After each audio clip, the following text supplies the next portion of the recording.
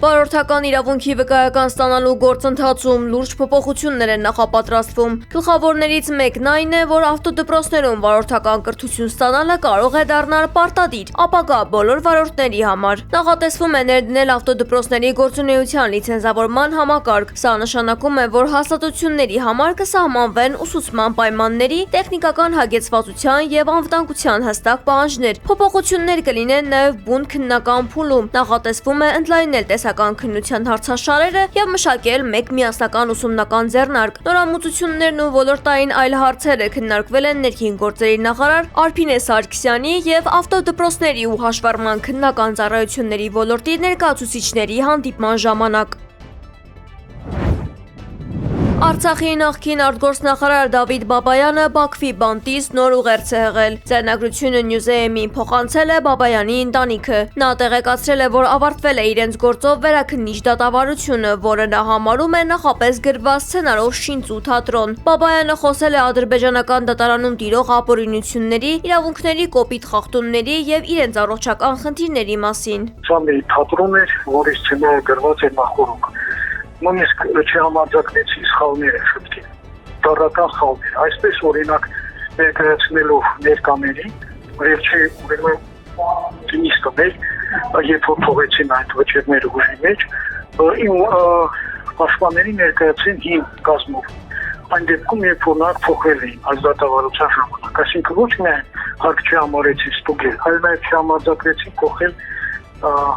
նախորդ գրված սցենարը, նույնիսկ շտկել այս խաղները, որը այնտեղ կան։ Սա է իրավիճակը։ Սա զուտ ֆորմալ մի ուրեմն փուլ է, որը պետք է անցնենք, որպեսզի հետագայում եւս այն օգտագործենք միջազգային դատարան դիմելու համար։ Առանց Բաբայանի համաձայնության կամ տեղեկացման անընդհատ փոխվում են նրա պաշտպանները, պատճառաբանելով առողջական խնդիրները։ Երբ Բաբայանը պահանջել է տեսազանգով խոսել իր նախկին պաշտպանի հետ, դատարանը մերժել է։ Մերժել են նաև դատական ելույթների տեսագրությունները տրամադրել անգամ Ադրբեջանի մարդու իրավունքների պաշտպանին։ Որ մեկի կողմից կատարված հանցագործությունը ավտոմատ բոլորի վրա է։ Ուրեմն բոլորին է վերագրկան, որ պետք է շուտ ասել, շուտ օրինական է, կամ այնպիսի գաղափարներ, որ կրկնում է միջազգային հանրության պատմության մեջ ընդհանրապես անհնարին է պատկերացնել։ Օրինակ ինձ ավելացրել են 2 ծմա հոդվածներ, որը չկար։ Երբևիցե որևէ անգամ չէր հիշատակվում ամբողջ դատավարության ժամանակ առաջացան։ Բայց ես դա տեսա, երբ որ մեզ տվեցին արդեն դատավարությունը ավարտելուց հետո, մի շաբաթ հետո այսպես կրճատ գրություն այդ ամենի։ Դավիթ Բաբայանը նաև առողջական խնդիր ունի, որի մասին բարձրաձայնել է դատարանում եւ խնդրել, որ այդ ամենը արձանագրվի։ Միայն ինձ մոտ չեն առողջական խնդիրներ, մի շարք մեր ընկերների մոտ իրոք լուրջ առողջական խնդիրներ կան, ասել է Բաբայանը։ Ռոսել Խոսնաձորը հայտարարել է, որ ակնկալում է պաշտոնական Երևանի գործուն քայլերը գյուղատնտեսական ապրանքների մատակարարման շղթաներում արձանագրված խնդիրների առնչությամբ։ Մոսկվան ակնկալում է, որ Հայաստանը կտրամադրի արձանագրված խախտումների վերաբերյալ իրականացված հետաքննության ամբողջական արդյունքները։ Ռուսական կողմը պահանջել է ներկայացնել հստակ գործողությունների ծրագիր, որը ապագայում կերաշխավորի Եվրասիական տնտեսական միության անասնաբուժական եւ բուսասանիտարական բոլոր չափանիշների խստիվ պահպանումը։ Պաշտպանության նախարար Սուրեն Պապիկյանը անակնկալ ստուգայցեր է սկսել Զորամասերում։ Նա իր ֆեյսբուքյան էջում տեսանյութ է հրապարակել։ Նախարարի խոսքով շրջայցերի ընթացքում իր անմիջական ուշադրության կենտրոնում են զինվորական առօրյային վերաբերող բոլոր մանրամասները։ Հատուկ վերահսկվում է ուսումնական պարապմունքների պատշաճ եւ ժամանակին իրականացումը։ Տեղում ուսումնասիրվում են զինծառայության կազմակերպմանն առնչվող բոլոր հարցերն ու խնդիրները։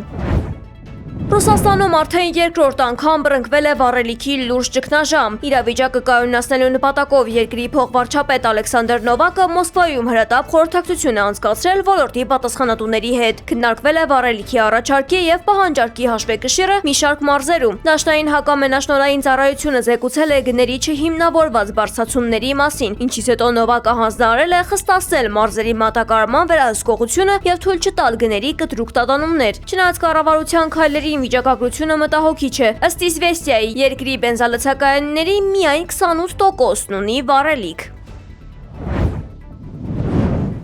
Հորմուզի նեղուցը կմնա փակ, քանի դեռ ամբողջությամբ չեն վերացվել ծովային շրջափակումն ու նավթային պատժամիջոցները, հայտարարել է Իրանի խորհրդարանի ղեկավար Մուհամմադ Բաղեր Ղալիբաֆը։ Ըստ նրա, նեղուցի ապաշրջափակման համար պարտադիր պետք է իրագործվեն ԱՄՆ-ի հետ կնքված փոխըմբռնման հուշագրի բոլոր պայմանները։ Գլխավոր պահանջներն են վերացնել ծովային շրջափակումը, ապասառեցնել Իրանի սառեցված ակտիվները, ամբողջապես չեղարկել նավթային պատժամիջոցները, դադարեցնել ռազմական գործողությունները բոլոր ճակատներում։ Ղալիբաֆը շեշտել է, որ հուշագրով հաստատված հրադադարը հիանալի հնարավորություն է Իրանի տնտեսական եւ ռազմական հզորությունն ամրապնդելու համար։ Նա նաեւ կոշտ նախազգուշացրել է Իրանի դեմ ցանկացած նոր հարձակում կավարտվի շատ ավելի ծանր պարտությամբ։ Ռուսաստանը Կասպից ծովի տարանցիկ ուղիներով Իրանին է փոխանցում զինամթերք եւ անօդաչու սարքերի բաղադրիչներ։ NBC News լրատվական գործակալությունը հղում անելով արևմտյան պաշտոնյաներին եւ եվրոպական կառավարական փաստաթղթերին հաստատել է այս տեղեկությունը։ Այս մատակարարումները նպատակ ունեն վերականգնել Թեհրանի հրթիռային ու անօդաչու զինանոցը Միացյալ Նահանգների եւ Իսրայելի իրականացրած ավիաառվածներից հետո։ Գործընթացը վկայում է Մոսկվայի եւ Թեհրանի միջև ռազմավարական գործակցության սերտացման մասին, ինչը վերջին շրջանում կրում է պարբերական բնույթ։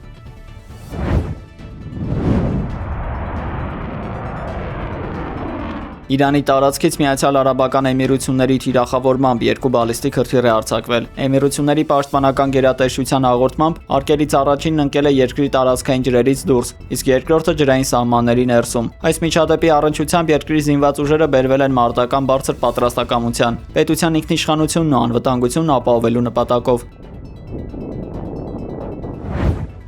Թուրքիայում դանակահարվել է նորաստեղծ ընդդիմադիր կուսակցության падգամավոր Մելիհ Մերիչը։ Ըստ նախնական տեղեկության հարձակումն իրականացրել է մեկ այլ ընդդիմադիր ուժի՝ Ժողովրդահանրապետական կուսակցության ներկայացուցիչ падգամավոր Սեյդի Ահմեդ Քելեշը։ Դեպքի շարժառիթները դեռևս պարզ չեն։